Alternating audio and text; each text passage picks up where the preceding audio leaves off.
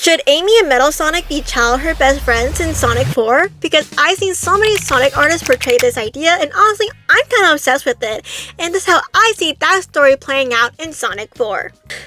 We know allegedly that Amy and Metal are from the future and go back in time in this movie.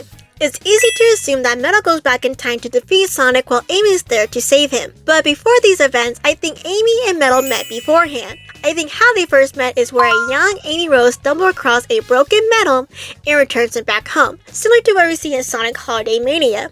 After Metal was fixed, he wanders off where he was created from to find her, and she was fascinated by him and vice versa, and a friendship grew from there. I think the reason why their friendship grew because Amy treats Metal like a human being versus a machine, because she has like a I can fix it mentality. Plus, I think they can play off like the boy and the robot trope we see in other films. One example of this is like Will Robinson in the B9 robot from Lost in Space.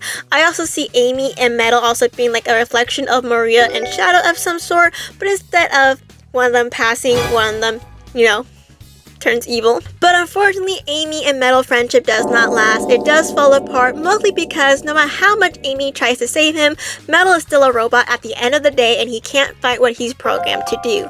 Once Amy learned that Metal was gonna go back in time to destroy the world, she had to make the very tough decision, which is to go find their time stones and go back in time to stop him, even if that means losing and harming her best friend. And this will be revealed during the halfway mark of the movie because, as I mentioned before, in each Sonic movie, about the halfway point, we learn about the characters' backstories and their true intentions.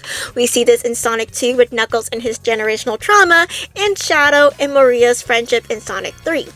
Of course, this backstory will be built up throughout the beginning part of the movie, and I see people, both characters and the audience, will start questioning why does Amy know so much about Metal, and why both characters are still a little hesitant to fight each other. Because we learned that they were friends at one time. I also think if they're going with the past friends idea, it might be good to add like a short flashback of her and Metal right before they start fighting each other.